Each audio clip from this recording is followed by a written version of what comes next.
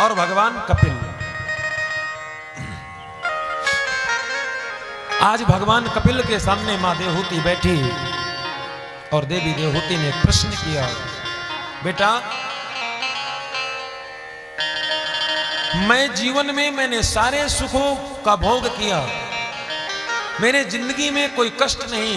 मैंने जन्म लिया तो इतने बड़े राजघराने में जो पृथ्वी के छत्र सम्राट थे, महाराज मनु की पुत्री, विवाह हुआ तो एक ऐसे ऋषि के साथ जिसके लिए कुछ भी दुर्लभ नहीं था, और पुत्र हुआ तो साक्षात नारायण जैसा। लेकिन फिर भी मेरे मन में अशांति क्यों है? मेरे मन को शांति क्यों नहीं मिली? मेरे जीवन में पूर्णता नहीं है।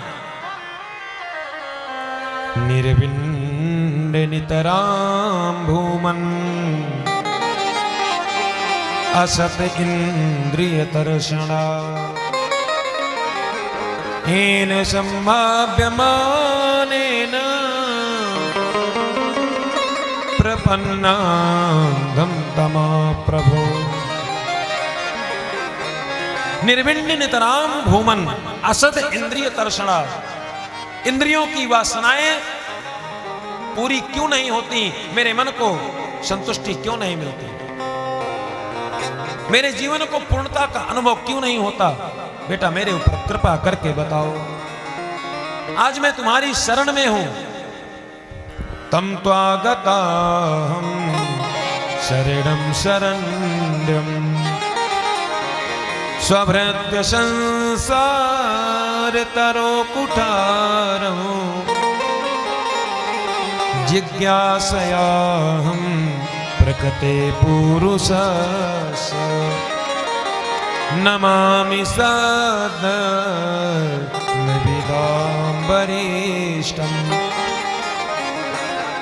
हे प्रभु मैं आपकी शरण में हूं। तम त्वागताहं शरणं शरण्यम, आप मेरे इस जीवन में जो अंधकार रूपी जो वृक्ष है, अज्ञान रूपी जो वृक्ष है, उस वृक्ष को अपने ज्ञान रूपी खड्ग से काट दीजिए। मेरे जीवन को पूर्णता का अनुभव कैसे होगा? मेरे जीवन की जो असंतुष्टि है वह कैसे मिटेगी? भगवान कपिल कहते हैं, मैया मन को भगवान के चरणों से जोड़िए, संतों के चरणों से जोड़िए। मां देवहूति ने प्रश्न किया, बेटा ये बताओ संत कौन है? संत किसे माने? संत हैं कौन? उसके लक्षण क्या हैं? उनकी परिभाषा क्या है? भगवान कपिल कहते हैं, मैया तितिक्षवः कारुणिकः सुहृदः सर्वदेहिनां अजातशत्रवः शान्ताः साधवः साधुभूषणः। तितिक्षवः साधु का पहला लक्षण है। कपड़े मत देखिएगा। अगर कोई वेश से संत दिखता है प्रणाम तब भी करिए, सम्मान तब भी दीजिए, लेकिन अगर लक्षण देख करके काम करेंगे तो ज्यादा बढ़िया रहेगा। साधु का पहला लक्षण है तितिक्षु होना। तितिक्षु माने क्या होता है? सहनशील। अगर माला पहना दिया तो कोई खुशी नहीं, धक्का मार दिया तो कोई गम नहीं। पूजा किया तो वेलकम, धक्का मारा भीड़ कम, कोई फर्क नहीं पड़ता। ऐसे संत हैं। ये संतों का पहला लक्षण तितिक्षु होना। दूसरा कारुणिकः संत हृदय नव नीत समान। संत हृदय नव नीत समान। संत हृदय नव नीत समान। संत हृदय नव नीत समान। कहा कबीर पर कबीर न जाना। कहा कबीर न जाना। संत के हृदय में करुणा हो गई। नवनीत जैसा संत का लक्षण है कोमल होना। संत महाराज अपने दुख से कभी दुखी नहीं होगा। अगर संत कभी दुखी है तो दूसरों के दुख से। निज परताप द्रवई नवनीता, परहित द्रवई संत सुपुनीता। अपने दुख से दुखी नहीं होगा, समाज के दुख से वह संत है, वह दूसरा लक्षण है। सुहृदः सर्वदेहिना, समस्त देहधारियों में अपने गोविंद का दर्शन करे, अपने परमात्मा का, अपने नारायण का दर्शन करे। अजात शत्रुवः, जिसका ना कोई शत्रु ना कोई मित्र, पूरे संसार में पूरे जगत में केवल परमात्मा को ही देखते हैं, वह संत है। निज प्रभु सन देखहि जगत, तो कैसन करहि विरोध। जब पूरे संसार में अपने गोविंद का ही दर्शन करेंगे तो महाराज विरोध किससे करेंगे? किसी से नहीं। शांतः साधवः साधुभूषणः, जो शांत हैं ऐसे संत हैं महाराज। भक्त और संतों के बड़े प्रकार हैं। कपिल भगवान ने भक्तों के भी प्रकार बताए। भक्त कितने प्रकार के होते हैं? बोले 3 प्रकार। पहला भक्त है साधारण भक्त, दूसरा भक्त है मध्यम भक्त, तीसरा भक्त है उत्तम भक्त। साधारण भक्त कौन है? जो मंदिर में मूर्ति में भगवान का दर्शन करता है, ये साधारण भक्त है। मंदिर गया, मूर्ति में भगवान का दर्शन किया, पूजन किया, आ गया। और मध्यम भक्त कौन है? जो मंदिर की मूर्ति के साथ साथ भगवान के साधु संतों में, ब्राह्मणों में, कथावाचकों में उनका दर्शन करें, वो साधारण से ऊपर वाली स्थिति यानी मध्यम भक्त है। और तीसरा भक्त है उत्तम भक्त, जिसकी दृष्टि तो केवल एक है, सिय राम मैं सब जग जानी, सिय राम मैं सब जग जानी, सिय राम मैं सब जग जानी, सिय राम मैं सब जग जानी, करहु प्रणाम जोर जुग पानी, करहु प्रणाम जोर जोग पानी। ये तीसरा और उत्तम भक्त है, जो संपूर्ण देहधारियों में भगवान का दर्शन करे। अच्छा एक बात बताइए, मंदिर को किसने बनाया? मंदिर को किसने बनाया? आदमी ने कि भगवान ने? आदमी ने। मंदिर के अंदर जो मूर्ति है उसको किसने बनाया? आदमी ने। उस मूर्ति में प्राण प्रतिष्ठा किसने करवाई? आदमी ने, पंडित जी ने करवाई। और फिर हम उस मूर्ति में परमात्मा का दर्शन करते हैं, सभी करते हैं। और यहां पर जितनी मूर्तियां विराजमान हैं, इन मूर्तियों को किसने बनाया? परमात्मा ने। इन मूर्तियों के अंदर प्राण प्रतिष्ठा किसने डाली? परमात्मा ने। तो अगर हम मंदिर की मूर्ति में भगवान का दर्शन करें जो कि इंसान की बनाई है, और परमात्मा की बनाई मूर्ति से विद्रोह करें, तो ये कैसी भक्ति है? ये कोई भक्ति नहीं है। इसलिए श्री राम मैं सब जग जानी, करहु प्रणाम जोर जुग पानी। प्रत्येक देहधारी में परमात्मा का दर्शन करना ये उत्तम भक्त का लक्षण है। एक बार प्रेम से बोलना पड़ेगा। हम प्रेम से कहते हैं, इसका मतलब ये थोड़ा ना कहते हैं कि धीरे से बोलना हो, जोर से बोलना पड़ेगा। इधर वाले तो बिल्कुल नहीं बोलते। भाई क्यों कंजूसी कर रहे हो? 4 दिन और बोलना है। 18 तारीख के बाद 19 तारीख से हम आपसे नहीं कहेंगे कि एक बार बोलना पड़ेगा। क्या बोलना पड़ेगा? राधे याद है। शतां प्रसंगान् मम वीर्य संविदो भवन्ति हृत्कर्णरसायन कथा तज्जोषणादास्वपवर्गिवर्त्मनि श्रद्धारती भक्तिरनुक्रमिष्यति शतां प्रसंगान् मम वीर्य संविदो। जब आप संतों की पहचान करके, संतों को जान करके उत्तम संत के चरणों का सहारा लोगे, उसके साथ बैठोगे तो क्या होगा? भवंती हृतकर्ण रसायना कथा, आपके कानों से गोविंद की कथा सुना सुना करके रसायन का काम करेंगे, औषधि का काम करेंगे।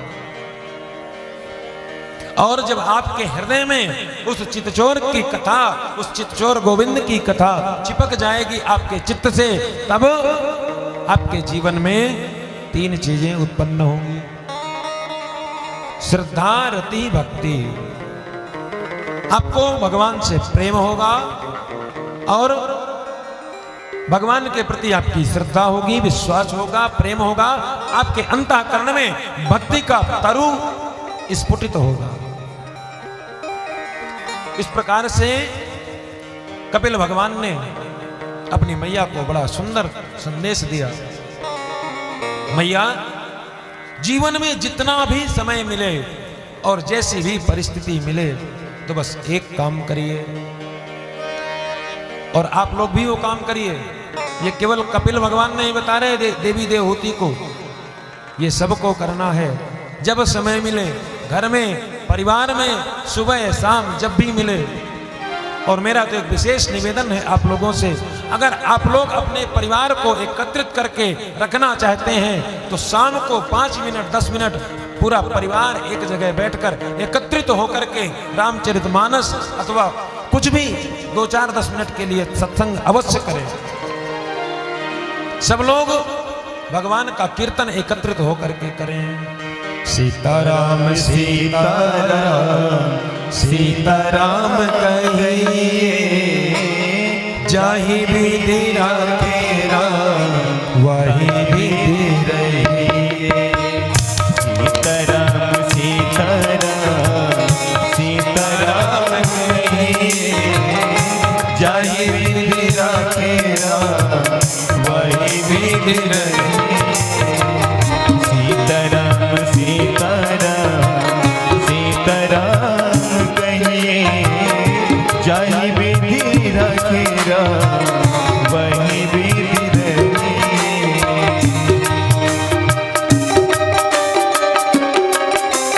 ताली सेवा करते हुए सभी गाइए जय हो।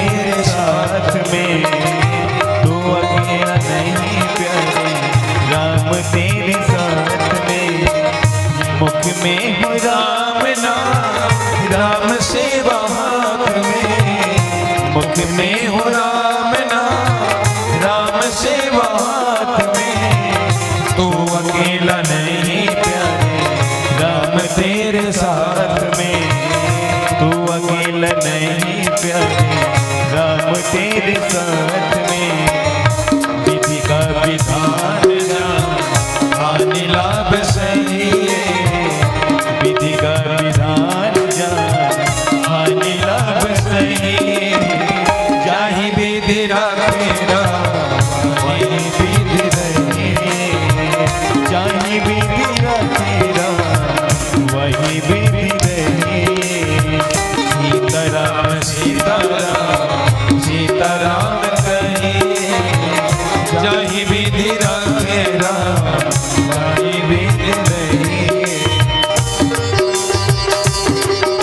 हरि बोल।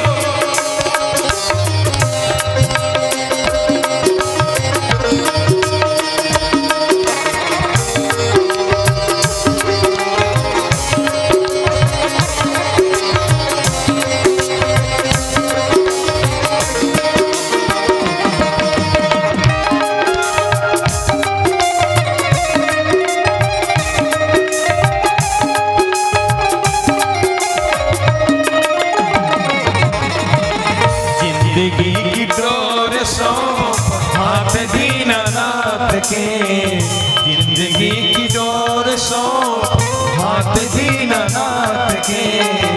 महलों में रखे चाहे झोपड़ी में बास दे, महलों में रखे चाहे झोपड़ी में बास दे। जिंदगी की डोर सौंप हाथ दीनानाथ के, जिंदगी की डोर सौंप हाथ दीनानाथ के। महलों में रखे चाहे झोपड़ी में बास दे, महलों में रखे चाहे झोपड़ी में बास दे। धन्यवाद निर्वाद राम राम कहिए, धन्यवाद निर्विवाद राम राम कहिए। जाहि विधि रखे राम ताहि विधि रहिए। सीताराम सीताराम सीताराम कहिए, जाहि विधि रखे राम ताहि विधि रहिए। सीताराम सीताराम सीताराम कहिए, जाहि विधि रखे राम ताहि विधि रहिए। जाहि विधि रखे राम ताहि विधि रहिए। सीताराम राम राम राधे राम श्याम श्याम, सीताराम राम राम राधे श्याम श्याम श्याम। सीताराम राम राम राधे श्याम श्याम श्याम, सीताराम राम राम सीताराम कृष्ण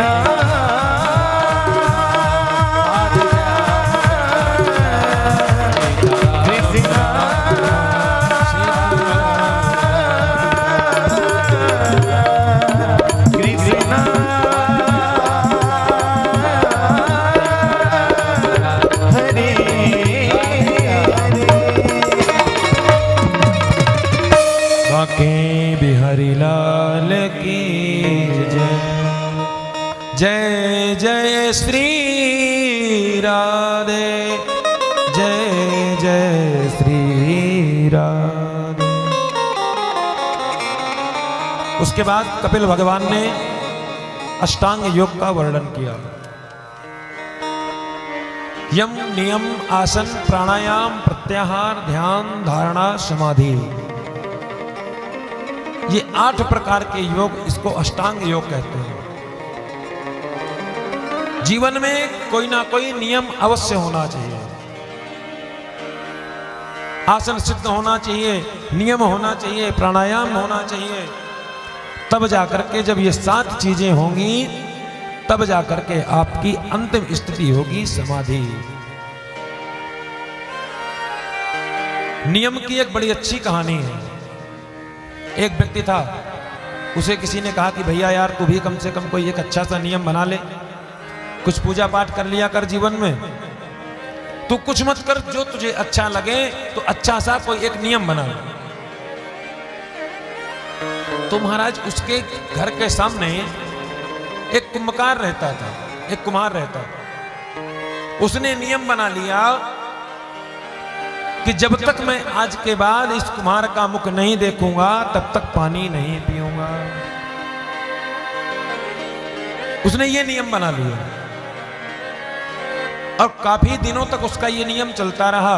एक दिन समय आया, वह कुम्हार की मिट्टी खत्म हो गई, तो एक मिट्टी के बड़े टीले में वह मिट्टी लेने के लिए गया जिससे बर्तन बनाता था। और इधर समय बहुत ज्यादा हो चुका था, दोपहर होने को आई, उसको प्यास लगी। अब कुम्हार तो घर में है नहीं, तो मुख देखे कैसे? प्यास के मारे छटपटाने लगा, बोले नहाऊंगा नहीं तब तक पानी नहीं पीऊंगा, जब तक कुमार को देखूंगा नहीं तब तक पानी नहीं पीऊंगा। महाराज उसने पूछा उसके घर वालों से, कहां गया? बोले मिट्टी लेने के लिए मिट्टी के टीले पे गया। उसके पीछे पीछे भगा, पीछे पीछे भगा, जाकर के कुम्हार मिट्टी के टीले के ऊपरी भाग में मिट्टी खोद रहा था और उसको मिट्टी खोदते खोदते एक स्वर्ण मुद्राओं से भरा हुआ कलश मिल गया। इधर से महाराज ये भैया पहुंच गया दौड़ते दौड़ते, और जैसे नीचे से आवाज लगाई, बोले भैया कहां हो? तो उसने ऊपर से झांक के बोला यहां हूं। उसने कहा बस बस हो गया काम, देख लिया देख लिया। अब कुम्हार को लगा कि इसने ये देख लिया जो घड़ा मुझे मिला। बोले भैया क्या देख लिया? बोले जो देखना था देख लिया। अब इसको डर लगा कि कहीं ऐसा ना हो कि ये सबसे बता दे तो जो मुझे मिला है उसका काम तमाम हो जाए, सबको देना पड़े। उसने बोला रुक रुक भैया रुक, कहां जाता है? अरे बोले मुझे जाने दे, जो देखना था वो देख लिया। कुमार ऊपर से स्वर्ण मुद्राओं का कलश लेकर के आया, दौड़ते दौड़ते आया। बोले भैया तेरे हाथ जोड़ूं, देख जो तूने देखा का उसे कहियो मत, और आधा तू ले ले आधा मैं ले लेता हूं। बोलो राधे राधे। उस व्यक्ति ने विचार किया कि एक तुच्छ सा नियम बनाने का परिणाम यह है कि इस व्यक्ति के द्वारा मुझे आधी स्वर्ण मुद्राएं मिल रही हैं। अगर जीवन में कभी कोई अच्छा सा नियम बनाया होता तो आज पता नहीं क्या मिल गया होता। इसलिए जीवन में कोई ना कोई एक नियम अवश्य बनाए। बोलो राधे राधे। भगवान के स्वरूप का चिंतन करें, भगवान के एक एक शरीर के एक एक अंग का चिंतन करें, भगवान के पद कमल का चिंतन करें, भगवान के मुख कमल का चिंतन करें, भगवान के वक्षस्थल का चिंतन करें, क्योंकि भगवान श्रीमन नारायण के एक एक शरीर के एक एक अंग को कमल की तुलना दी गई है। अब आप सोच रहे होंगे कि कमल की तुलना क्यों दी गई है? क्योंकि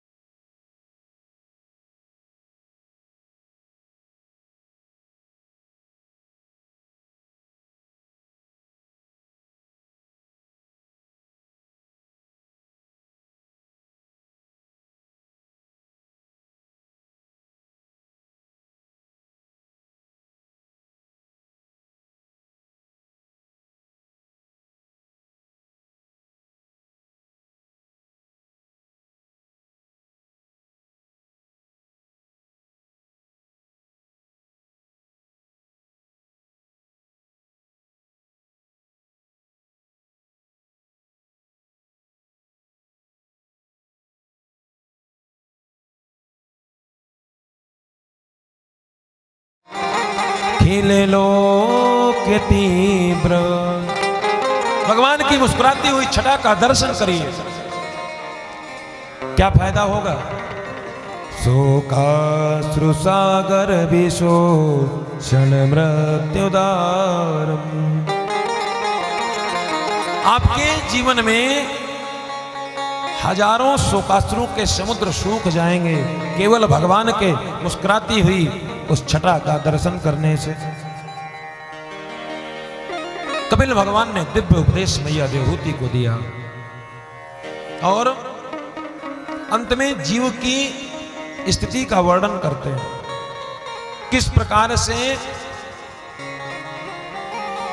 व्यक्ति इन योनियों में दुख भोगता है और मरने के बाद जब मां के गर्भ में आता है तो कैसी कैसी यातनाओं को भोगता है। इस जीवन को ग्रहेषु कूट धर्मेषु दुख तंत्रेषु तंत्रितः, इसको दुख तंत्र कहा है। इसी शरीर से आप साधन करके परम पद को प्राप्त कर सकते हैं, अथवा भोग विलासता में जीवन को व्यतीत करके आप इस शरीर को व्यर्थ में गंवा सकते हैं। और जिस व्यक्ति ने भोग विलासता पूर्ण जीवन जिया और जब उसकी मृत्यु होती है तो यम के दूत आते हैं और उसको घसीटते हुए 99,000 योजन उस गर्म रेत में घसीटते हुए ले जाते हैं। तब भगवान से चिल्लाता है, प्रभु क्षमा कर दीजिए। अहम सर्वेषु भूतेषु भूतात्मा वस्थिता सदा तमवज्ञाय मां मर्त्या कुरुतेर्चार्थ विडंबनम। इसलिए समस्त देहधारियों पर अपने गोविंद का दर्शन मान करके जीवन में साधन करते हुए उस परम पद को प्राप्त करना, यही मानव जीवन का श्रेष्ठकर साधन है। उसके बाद जीव की अधोगति का वर्णन किया। जीव की जब मृत्यु होती है, जब उसको फिर से दोबारा जन्म लेना पड़ता है, तो जीव भगवान उसको फिर से एक मौका देता है, बेटा जा अब की बार तुझे मौका। मां के गर्भ में आता है, उसको इतनी प्रताड़ना, इतना कष्ट मिलता है। शास्त्र कहते हैं गर्भवासम समम दुखम न भूतो न भविष्यति। जितना दुख प्राणी को गर्भ में होता है न कभी हुआ है न होगा। क्यों? छोटा सा मांसपिंड धीरे धीरे विकसित होगा। एक ही मुद्रा में लेटा है, कीड़े काटे कुछ काटे, भूख लगे प्यास लगे, न किसी से कह सकता न किसी से कुछ मांग सकता। सारी वासनाओं, सारी प्रताड़नाओं को चुपचाप सहन करता रहता है।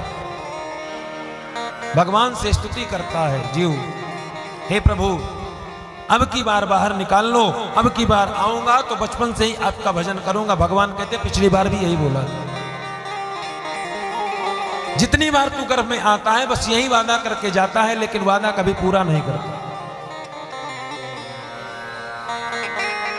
वादा पूरा नहीं करता। पैदा होगा, थोड़ा बड़ा होगा तो मेरा नाम छोड़ के मम्मी पापा ताऊ चाचा के चक्कर में पड़ जाओगे, और थोड़े बड़े होगे तो पीठ में बस्ता लाद करके कबूतर खरगोश गधे पढ़ने में लग जाओ। तस्योपसन्निमवितुम जगदीच्छयात् नानातनोर्भुवि चल चरणारविन्दम् सोहं व्रजामि शरणं ह्यकुतो भयं मे एने दृशि गतिरदर्श्य सतो नुरूपा। प्रभु अब की बार खाई सो खाई, आगे खाई सो राम दुहाई। अब की बार कृपा करके इस गर्भ से बाहर निकाल लो। अब की बार मैं पक्का 100% आपसे वादा करता हूं आपका भजन करूंगा। इस प्रकार से जीव की क्या स्थिति होती है, कैसे स्तुति करता है, भगवान कृपा करके बाहर निकालते हैं और फिर से जीव पुनरपि जन्मम मरणम के चक्कर में फंस जाता है। कपिल भगवान ने दिव्य उपदेश मैया को दिया। मैया से पूछा समझ में आया? क्या समझाए? मेरे इस उपदेश का सार क्या निकाला आपने? आप लोगों को भी समझ में आ रही है मेरी बात? सबको समझ में आ रही है? कहीं ऐसा तो नहीं कि मैं चिल्ला रहा हूं, 7 दिन चिल्लाऊं और 8वें दिन पूछूं परीक्षित का क्या हुआ, तो आप बोले महाराज हमें तो पता ही नहीं, हमारी मेहनत बर्बाद हो जाएगी। इसलिए अगर किसी को समझ में ना आए तो आप कह दीजिएगा हमें नहीं आ रहा, हम फिर से बता दें, कोई दिक्कत नहीं। मैया देवहूति ने कहा बेटा मैंने तो तेरे पूरे जितना भी उपदेश है उसका एक ही सार, एक ही निचोड़, एक ही बात जानी। क्या? अहो बतस्सो पचोतो गरीया यज्जिह्वाग्रे वर्तते नाम तुभ्यम् ते पुस्तपस्ते जिह्वोषश्नुरार्या ब्रह्मानुचुरनाम गणन्ति। कोई कितना भी बड़ा विद्वान क्यों ना हो, लेकिन अगर उसके जीवन में भगवान नाम नहीं है तो उसका किसी काल में उद्धार होने वाला नहीं है। और भगवान नाम का आश्रय लेने वाला कोई कितना भी बड़ा चांडाल क्यों ना हो। अहो बतस्सो पचोतो गरियाल, स्वपच माने चांडाल, लेकिन ब्रह्मानुचुर नाम गृह्णन्ति ते, भगवान नाम लेने के कारण वह भी परम पद को प्राप्त होता है। बोलो कपिल भगवान की जय।